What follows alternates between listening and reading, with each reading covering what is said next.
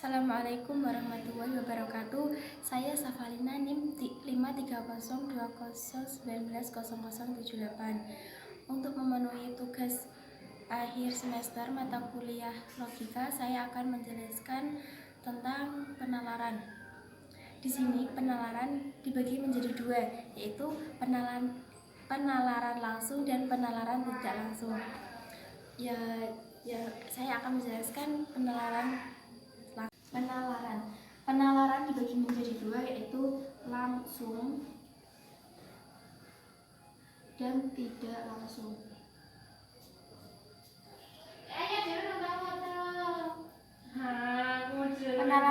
Penalaran langsung itu adalah suatu proses berpikir dalam menarik suatu kesimpulan yang berupa pengetahuan. Nah, sedangkan penalaran langsung sendiri itu adalah suatu aktivitas akal budi yang secara langsung menarik suatu kesimpulan dengan bertolak dari satu premis. Dan penalaran langsung itu dibagi menjadi dua macam, yaitu yang pertama oposi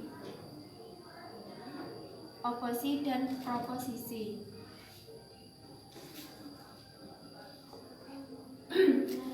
Oposisi sendiri itu adalah metode yang membandingkan dua preposisi yang memiliki rem subjek dan predikat yang sama, tetapi berbeda dalam kualitas dan kuantitas.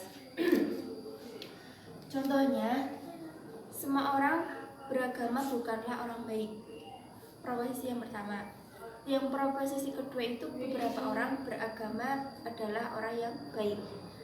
Yang proposisi ketiga itu beberapa orang beragama bukan orang yang baik. Jenis proposisi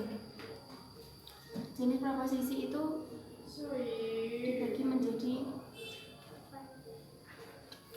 menjadi 4. Yang pertama adalah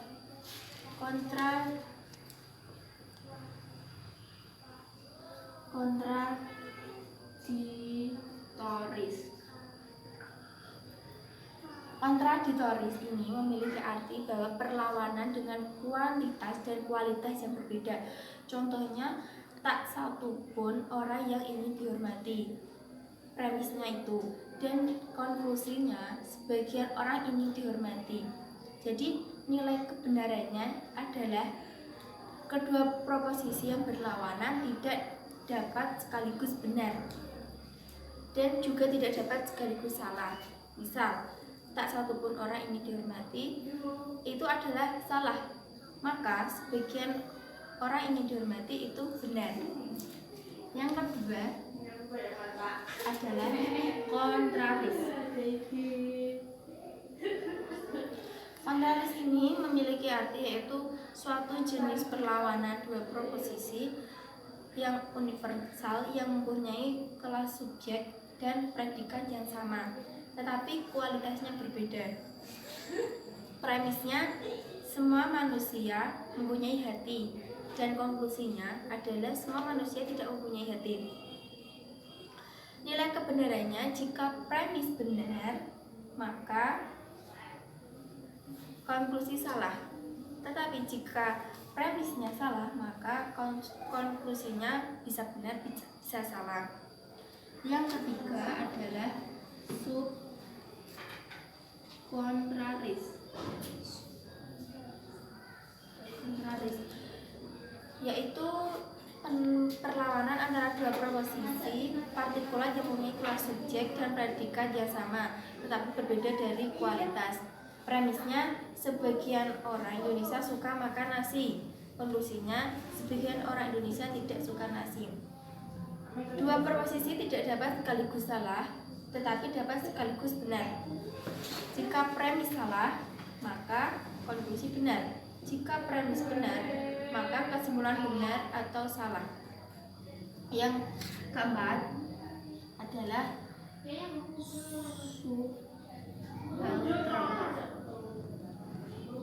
subantrum. Ini adalah perlawanan antara proposisi universal yang alternatif dengan proposisi partikular alternatif dan sebaliknya.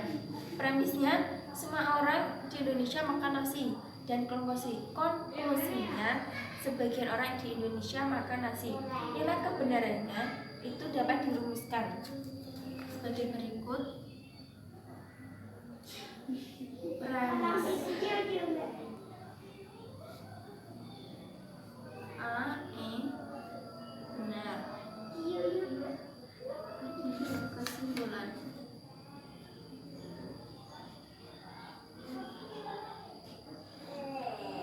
A, E salah. A, E benar, berarti I, O itu benar. Jika A, E salah, maka I, O bisa benar, bisa salah. Terus I, O benar, maka A atau E bisa benar, bisa salah. Terus I atau O salah, maka A atau E salah. Ini adalah rumus dari subbanter. Selanjutnya, yang kedua, penalaran langsung dibagi menjadi dua, yaitu oposisi dan ekuivalensi.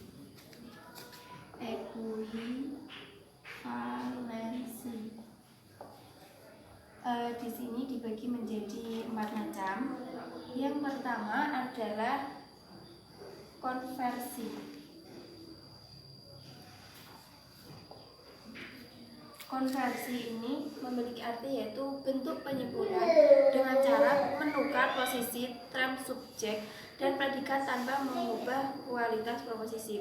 Contohnya S sama dengan P. Caranya kan dengan cara menukar posisi term dan predikat tanpa mengubah kualitas proposisi. Jadi S sama P nanti ditukar, tapi tanpa memindah kualitas proposisi. Jadinya seperti ini. Yang kedua, inversi. Inversi ini adalah penalaran langsung dengan cara menghasilkan subjek proposisi premis dengan atau tidak menghasilkan predikat. Contohnya premisnya, semua filsuf adalah manusia, dan konklusinya sebagian bukan filsuf adalah bukan manusia. Itu contoh inversi lengkap. Dan sedangkan contoh inversi sebagian itu adalah premisnya, semua filsuf adalah manusia, konklusi sebagian bukan filsuf adalah manusia. Yang ketiga,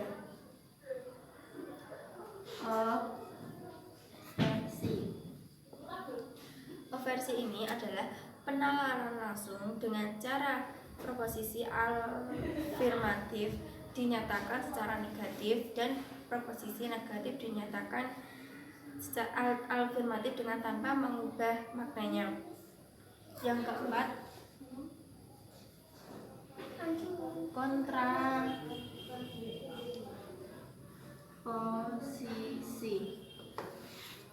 kontraposisi ini adalah bentuk penyimpulan langsung dengan jalan menukar posisi subjek predikat yang telah dinegasi terlebih dahulu. Jadi penalaran langsung itu dibagi menjadi dua, yaitu opposite dan ekuivalensi. Opposite itu dibagi menjadi 4, yaitu kontradiktoris, yang kedua kontraris, yang ketiga subkontraris, dan yang keempat subbatrem. Sedangkan ekuivalensi itu dibagi menjadi 4 juga, yaitu konversi, inversi, dan obversi, dan yang terakhir kontraposisi. Selanjutnya adalah penalaran tidak langsung. Penalaran tidak langsung ini adalah dapat disebut juga dengan inferensi silogistis, yaitu dengan inferensi deduktif atau penalaran tidak langsung dengan menggunakan silogisme. Silogisme sendiri itu adalah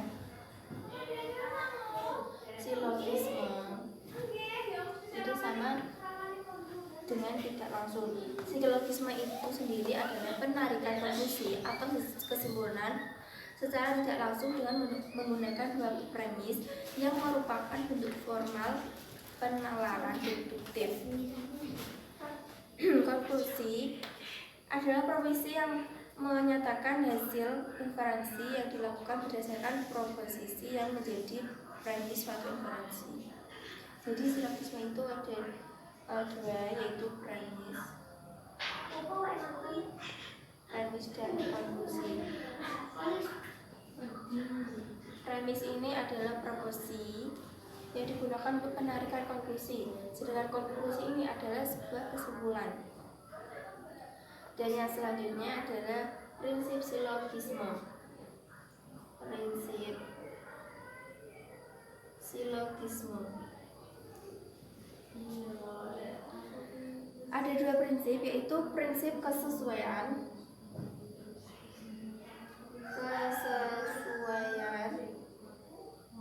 dan prinsip ketidaksesuaian.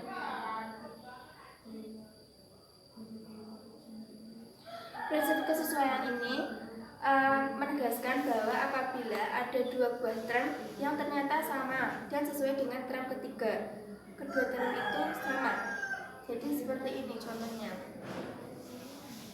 O sama dengan P dan P sama dengan I. Maka karena hasil keduanya ini sama, jadi O sama dengan P. Ini kesesuaian. Terus yang kedua yaitu ketidaksesuaian. Ini ada menegaskan bahwa apabila dua buah term dan yang satu term itu sama dengan term yang ketiga, sedangkan satunya lagi tidak sama dengan term yang ketiga, maka kedua tersebut tidak sama atau tidak sesuai. Jadi seperti ini, O sama dengan P dan P tidak sama dengan I, maka O tidak sama dengan P. Ini prinsip ketidaksesuaian. Yang selanjutnya yaitu ketentuan term. Ketentuan term itu ada 4. Ketentuan term. Yang pertama adalah sebuah silogisme yang benar hanya terdiri dari 3 term, yaitu term mayor, minor, dan term tengah. Tapi bohong. Yaitu term M atau term tertib tengah harus berada dalam premis dan bukan dalam konklusi. Yang ketiga yaitu term M dalam penulisan premis harus didistribusi sekurang-kurangnya 1 kali.